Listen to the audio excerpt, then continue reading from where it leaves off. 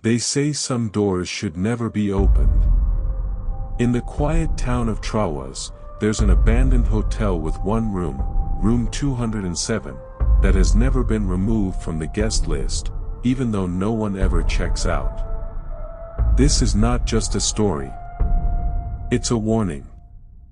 If you ever hear a knock at night, whatever happens, don't open it. It was nearly midnight when 4 students, Ronnie, Andre, Dika, and Siska, finally arrived at Mawar Dormitory Building 3, dragging their suitcases across cracked linoleum floors. The halls were dim, with yellow lights flickering overhead and the air thick with the scent of mildew and something older, something like forgotten time. A tired, pale security guard stood by the front desk. He looked as though he hadn't slept in days. He handed out the room keys in silence, until his hand paused on the last one. "Listen carefully," he said, voice hoarse and deliberate. "You can stay in any room. Just not the one at the end of the second floor. Room 207. Andre raised an eyebrow and chuckled. "Why? Is it haunted?" The guard didn't laugh. He simply stared. "Don't knock on that door. Don't speak to anyone behind it. No matter what you hear. No matter what you see." The students looked at one another, amused, confused, and only slightly spooked. "Okay, hack. We'll stay away," Ronnie said, half smiling. Thunder rumbled outside just as he turned his back, his silhouette swallowed by the flickering light. They took the old elevator up.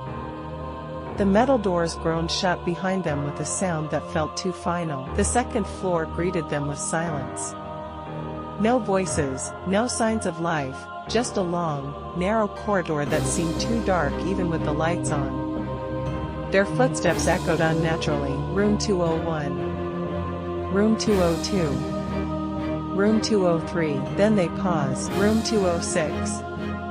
Then room 208. "Wait," Dika said, stopping mid-step. "Where's room 207? They looked around. The wall between 206 and 208 was bare. No door. No sign. Just old, cracked paint and a strange damp spot that stretched from floor to ceiling. Maybe it got removed? Renovated?" Andre offered. "Or maybe it never existed," Siska whispered. No one replied. They pushed the thought aside, unlocked their room, and began unpacking, trying to ignore the unease that clung to the corridor. But as Ronnie lay down that night, her heart wouldn't calm. She remembered the guard's eyes. How serious he was. Don't knock on the door. Yet there was no door. Was there? The next morning, sunlight barely reached the second floor through the small, grimy windows. The hallway felt just as cold as the night before, too cold, even for morning. As the group left their room to explore the dormitory, Dika couldn't help but walk back toward the space between room 206 and room 208. "I swear it's right here," he murmured, running his hand slowly along the wall. The plaster was rough and slightly damp. He paused. "Feel this. Cold, right?" Andre scoffed but reached out anyway. His fingers immediately recoiled. "That's weird." There was definitely something off. Ronnie stepped closer, her eyes narrowing as she looked at the blank wall. There, barely visible under the peeling paint, was a trace of something. Faded numbers. 2, 0, 7. "Guys," she whispered, "it's here." Room 207 was here. They all stared at the wall, suddenly unsure of what was real. Siska took a step back, hugging herself. Why would someone seal off a room like that? No one had an answer. Later that day, they asked one of the cleaning staff about the room. The woman paused, visibly uncomfortable. "There's number 207, she said quickly. "You must be mistaken." "But we saw something on the wall." "Faded numbers," Dika insisted. The woman looked down and shook her head. "It's better if you forget it. That room was closed a long time ago. It's not safe." "Why? What happened?" Ronnie asked. The woman didn't answer. She just walked away. That night, none of them talked about it. They played loud music, laughed too much, and pretended the wall didn't exist. But when they turned off the lights, the corridor outside felt heavier, and Dika swore he heard something faint through the wall. A soft whisper, indistinct and fragile, like someone talking behind thick glass. He leaned closer, holding his breath. Still here. He jerked back. No. He must have imagined it, and yet, the cold from the wall lingered. Even in his bones. The dormitory fell silent by 1 a.m. Only the ticking of the wall clock and the occasional creaks of old wood filled the room. Ronnie turned over in her bed, unable to sleep. A strange sense of unease had settled in her chest. She stared at the ceiling, listening. Then it happened. Knock. She froze. Knock. Louder. Knock. Slower this time. Heavy. As if someone, or something, was knocking from deep inside a wall. Ronnie sat up. So did Andre. Did you hear that? She whispered. Yeah, he answered, his voice low. Dika rubbed his eyes. 3 knocks. That's creepy. Where did it come from? They all turned toward the far side of the room. The wall that connected to the sealed hallway, the very one where room 207 once existed. Siska was already trembling. Don't open the door, she said softly.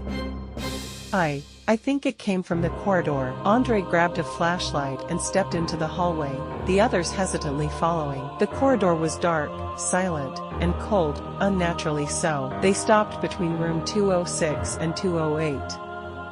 The wall was just a wall. Nothing there, but when Andre put his ear close to it, he heard breathing, faint, shaky, and then, a woman's voice. Please.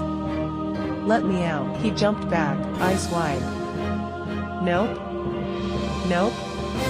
Nope. They all rushed back to the room and locked the door. For the rest of the night, they said nothing. But even in silence, they could feel it. Someone, or something, was right behind that wall. Morning came, but it brought no comfort. As Ronnie reached for the door to go grab water, she froze. Something was sticking out from under the door. A piece of old paper. Yellowed.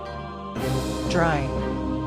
Almost crumbling at the edges. She bent down and slowly picked it up. The handwriting was shaky, in faded black ink. Don't knock on the door. I'm still trapped inside. Is this some kind of joke? Andre asked, reading over her shoulder. Who's R? Siska whispered. Is it Ronnie? Ronnie shook her head slowly. I didn't write that. Dika examined the paper closely. This isn't new.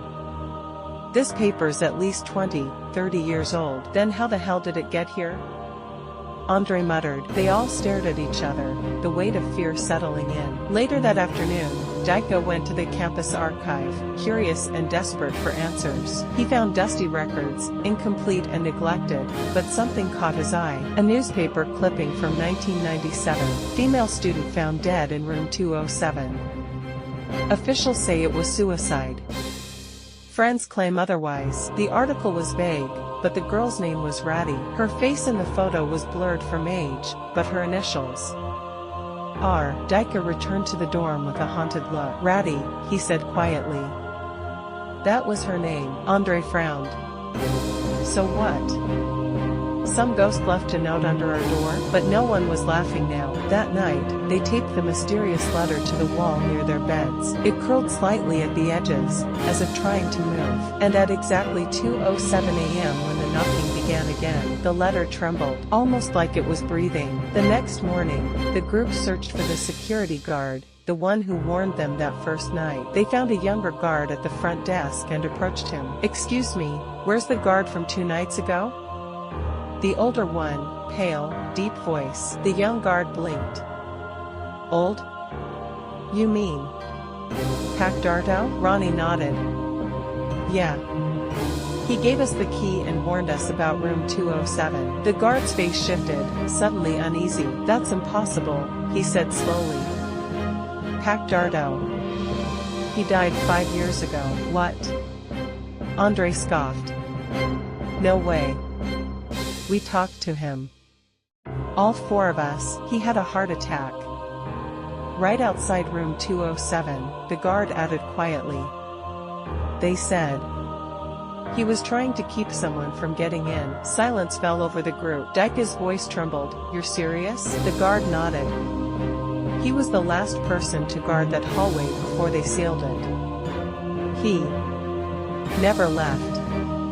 Not really. They walked away in stunned silence. Later, Ronnie stared at the wall where room 207 should have been. He warned us, she whispered. A dead man warned us. That means it's real, Siska said. All of it. That night, they pushed furniture against their door. No one slept, and still, not at 2:07 a.m. sharp. And this time, a crying voice followed. Please. I don't want to die here. Please. Open the door. Siska covered her ears. Make it stop. Make it stop. Daika reached for his phone, trying to record it, but the screen stayed black. No sound. No image. As if room 207 refused to be caught by the living. The bathroom mirror had always been slightly cracked, but that morning, it looked wrong. Ronnie stood in front of it, brushing her hair, when she noticed something strange. Her reflection didn't match her movements. It blinked a second too late. She froze. Slowly, she raised her right hand. The reflection raised its left, not like a mirror. Like a person. Ronnie stepped back, heart racing, and then, in the corner of the mirror, another face appeared, pale, wet, hair covering half of it. A girl. Crying. Let me out, the reflection whispered. Ronnie screamed and ran out. The others rushed to her. It was her, she gasped. The girl from the room. She was in the mirror. Andre checked the bathroom. Nothing, but as he stared at the mirror, his breath fogged the glass. Words began to form in the fog. I see you. He backed away slowly. That night, the mirror was covered with a towel. No one used the bathroom alone, but Siska couldn't sleep. She kept seeing the girl's eyes, pleading, broken, stuck. At 2:07 a.m. the knocks returned, but this time, they came from the inside of the bathroom. They all froze. Then the light inside the bathroom turned on by itself. The towel slid off the mirror on its own, and for just 1 second, the girl from room 207 stood inside the reflection, looking directly at them, smiling. The bathroom mirror had always been slightly cracked, but that morning, it looked wrong. Ronnie stood in front of it, brushing her hair, when she noticed something strange. Her reflection didn't match her movements. It blinked a second too late. She froze. Slowly, she raised her right hand. The reflection raised its left, not like a mirror. Like a person. Ronnie stepped back, heart racing, and then, in the corner of the mirror, another face appeared, pale, wet, hair covering half of it. A girl. Crying. Let me out, the reflection whispered. Ronnie screamed and ran out. The others rushed to her. It was her, she gasped. The girl from the room. She was in the mirror. Andre checked the bathroom. Nothing, but as he stared at the mirror, his breath fogged the glass. Words began to form in the fog. I see you. He backed away slowly. That night, the mirror was covered with a towel. No one used the bathroom alone, but Siska couldn't sleep. She kept seeing the girl's eyes, pleading, broken, stuck. At 2:07 a.m. the knocks returned, but this time, they came from the inside of the bathroom. They all froze. Then the light inside the bathroom turned on by itself. The towel slid off the mirror on its own, and for just 1 second, the girl from room 207 stood inside the reflection, looking directly at them, smiling. The next morning, Daika found an old USB drive beneath his mattress. It wasn't there before. He plugged it into his laptop, hands trembling. The drive contained only one folder, 207. Inside, a single video file named lastnight.mp4. Who left this? He whispered. They watched it together. The video was old. Grainy. Timestamp, April 1997. It showed a girl sitting on a dorm bed, staring into the camera. My name is Ratty, she whispered. If you find this, don't knock on the door. Her voice was urgent. Fear crackled in every word. They dared me to stay here. In room 207, they said it was just a story. But it's not. The camera shook violently. A loud bang sounded from behind her. She turned, screaming. Then static. When the video resumed, the camera was on the floor. Ratia's body was crumpled in the corner of the room, unmoving. Her eyes wide open. Her mouth stretched in silent horror. Behind her, just for a second, a black silhouette moved. Then the screen went black. Andre slammed the laptop shut. I'm done. We're leaving. I don't care what this place is. But the USB drive was gone. Just vanished, and written on the wall, in faint red letters, were the words, "You watched her die too." The dorm room was no longer just haunted, it was changing. That night, the air turned thick and metallic. Siska woke up choking. Her pillow was damp. Not with water, with blood. She screamed. The others jumped up. Blood had started dripping from the ceiling, slow, thick droplets, pooling on the floor. Andre rushed to the switch and turned on the lights. The walls were covered in writing. Not paint. Blood. One phrase, written over and over, "Let me out. I was here. You saw me die." Daika backed into a corner. This isn't just a ghost. This is revenge. Ronnie grabbed her phone, but the screen flickered with static. A whisper echoed from the walls, she screamed for help. But no one came. The blood on the walls began to move. Shift. It formed a shape, a girl, kneeling, clutching her throat. Then, the walls bled faster. Siska ran to the sink to wash her face, but when she looked into the mirror, Ratty was there. Pale. Eyes wide. Her mouth opened, and instead of a scream, a chorus of voices came out. Open the door. Open the door. Open the door. Siska fainted. They carried her back to the room, shaking. The walls were clean again. No blood, no writing. Just silence. But they all knew, room 207 wasn't done yet. The next day, Daika returned to the campus archive, determined to find a floor plan, anything to prove the room had once existed.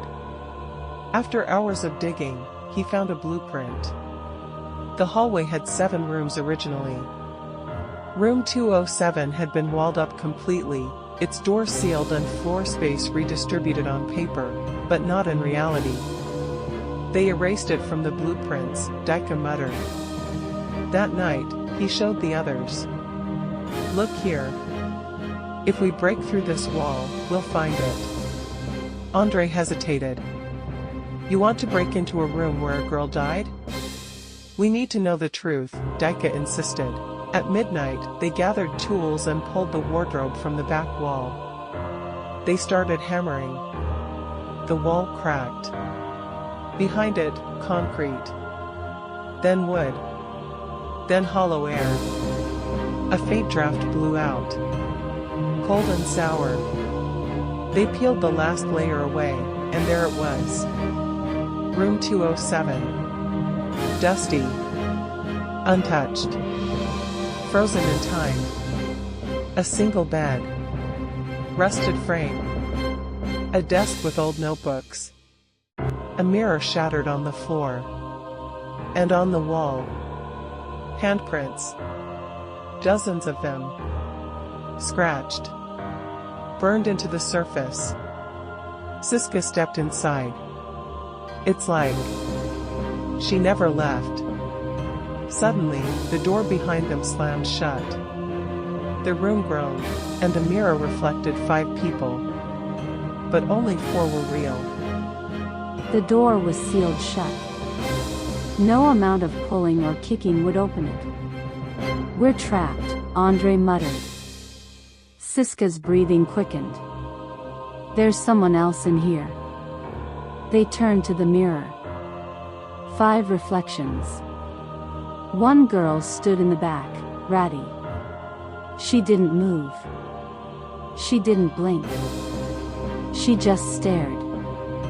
Then, slowly, she raised her hand and pointed at them. Choose. The lights flickered. The room shifted. Suddenly, they were no longer in room 207. They were in a different version, one drenched in red light, dripping walls, and a stench of rot. The bed was soaked in blood. Chains hung from the ceiling. On the desk, a videotape. They inserted it into Daika's old camcorder. The screen lit up with footage. A group of students, 5 of them, laughing, drinking, daring a girl to spend a night in room 207. You'll be fine, one of them said. Just don't open the door if she knocks. Ratty. Younger. Smiling nervously. The scene cut. Screams. Knocking. Then silence. One by one, the students were found dead. Not by ghostly violence, but by their own hands. Guilt. Hallucinations. Fear. We're watching history repeat, Ronnie whispered. Radia's voice echoed through the room. Someone must take my place. Someone must stay. The door creaked. Not open, just a whisper of movement. The others backed away. But Siska stepped forward. Siska, stop, Andre hissed. But she didn't respond. Her eyes were blank, her steps slow. She was moving like she wasn't controlling herself. Don't you see, she whispered. She chose me. Ronnie ran and grabbed her, shaking her. This isn't you. Snap out of it. Siska blinked hard. A tear rolled down her cheek. It's too late. Behind them, the walls started to shake.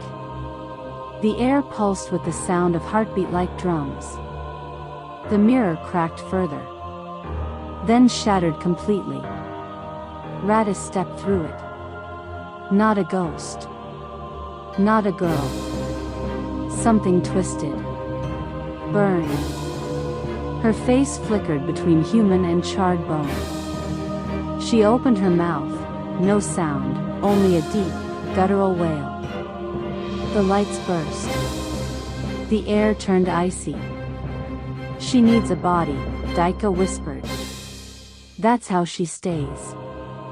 Ratty pointed again. At Siska. And in a blink, Siska was gone. No scream. No trace. Just her necklace, lying on the floor. The mirror repaired itself, piece by piece. And in the reflection, Radis stood, smiling. But this time, her face looked different. It was Siska's. Daika fell to his knees. She took her. She took Siska. The door swung open behind them. Ronnie looked back one last time. The room was clean again. As if nothing had ever happened. But in the mirror, a handprint remained. And a whisper followed them down the hall. Someone always stays. Ronnie couldn't stop shaking.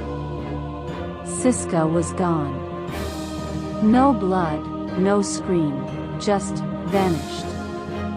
They returned to their room, though it felt like nothing was safe anymore. Daika stared at the necklace clutched in his hand. We let her take Siska. Andre was pacing. We didn't let anything happen. That thing, whatever it is, it chose her. No, Daika said, slowly. It didn't just choose her. It was looking for something. For someone. They opened the last of the old notebooks from room 207. It wasn't Radia's. It belonged to someone else, Laris. One of the 5 students from the video. The final page read. We made a mistake. We opened the door. We let her in. The only way to stop her is to give her what she wants. And I lied. I said Radha just disappeared. But I saw her die. I heard her scream. I watched her beg. Ronnie gasped. Laris was the survivor. She's the reason this curse started. Dika nodded. She lied. To the police. To the school. To everyone. And she never paid for it. Andre's voice dropped to a whisper. So the curse continues, until someone confesses. A knock came at the door. They all froze. Another knock. Slower. Heavier. Andre looked through the peephole. No one was there. But a folded piece of paper had been slid under the door. Dika picked it up. She remembers. So should you. At the bottom was a name. Laris Permutida. And a current address. The next day, the 3 remaining students skipped class and took a bus to a quiet, older neighborhood 2 towns away. Laris Permutida lived in a faded greenhouse, overgrown with vines, curtains always drawn. Ronnie knocked on the door. No answer. Andre pounded louder. We know who you are. We know what you did. The door creaked open slightly. A tired, pale woman peeked through. Her eyes were sunken. Her hair gray. Please, go away, she whispered. Dika stepped forward. You left her to die. You lied. And now she's killing again. Laris collapsed into a chair just inside the doorway. She covered her face with shaking hands. I was a child, she whispered. We thought it was a joke.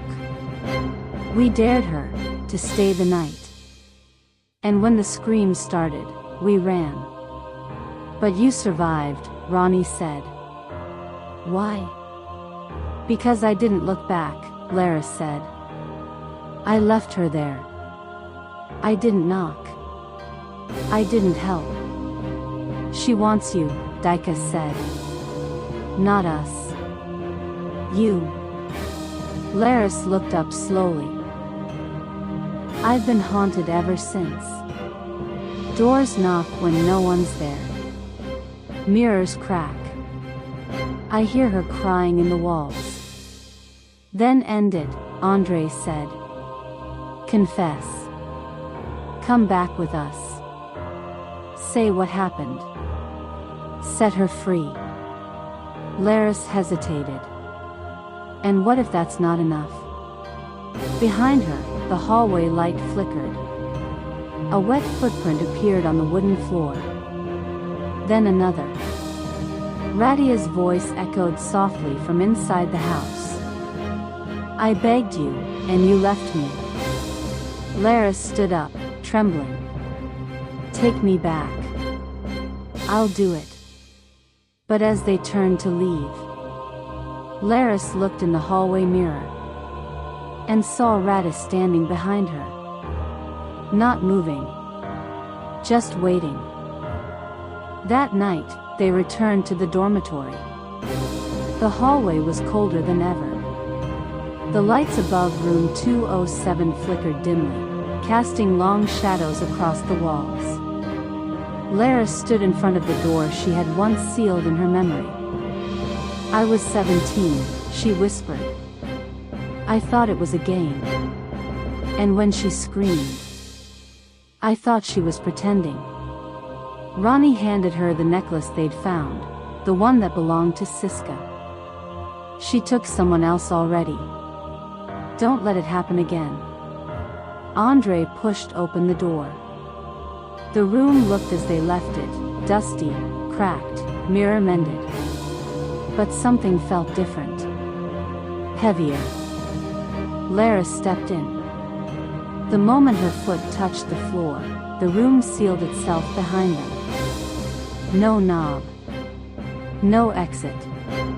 The air grew dense. Shadows pulsed on the walls. Then, Ratty appeared. Not as a ghost. Not fully. Her figure flickered between a terrified girl and a burned corpse. Her voice was hoarse and layered with echo. You left me. Laris dropped to her knees. I was scared. I didn't know. I didn't help you, and I'm sorry. I should have saved you.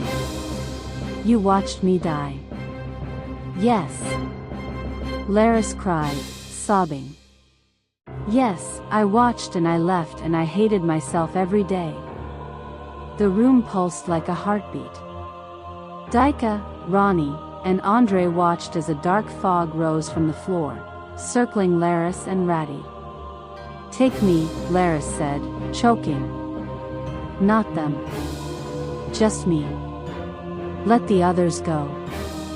Ratty reached out her hand. The lights exploded. The mirror shattered again. And the room went black.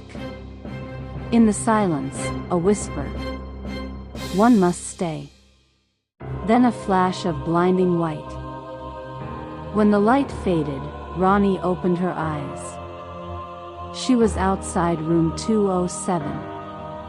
Andre and Daika were there too, confused, blinking, coughing. The door behind them was closed again. Ronnie reached for the handle. It was gone. Just a flat wall. Where's Laris? She asked, heart pounding. Daika looked around. She's still inside. They heard a voice, Laris's voice, from the other side. It's okay. She's not alone anymore. The floor beneath their feet trembled.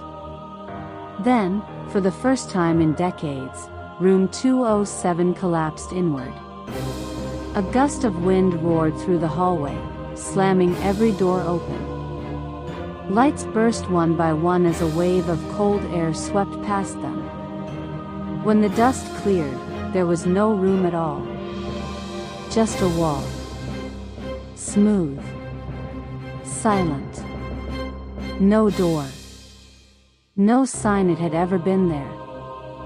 Daika stepped back. She's gone. Both of them. Ronnie nodded slowly.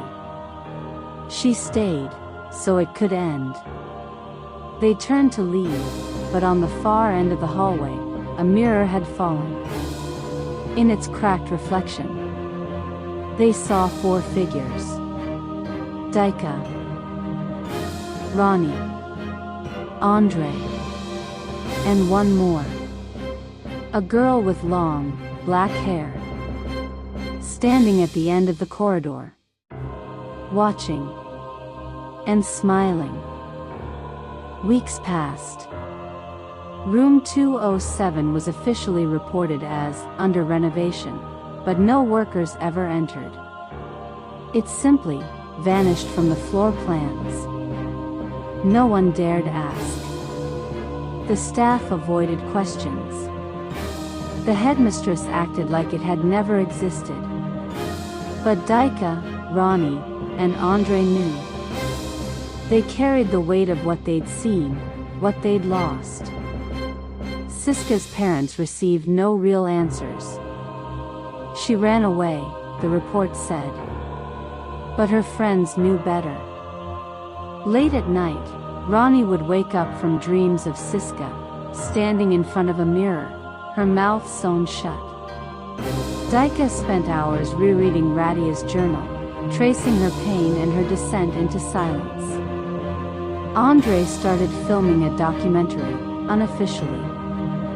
He recorded everything they remembered, every symbol, every word. "We can't let it happen again," he said. But no one wanted to listen. People moved on. Until one morning, Ronnie opened her locker and found a note. "The door is never truly closed." Her heart sank.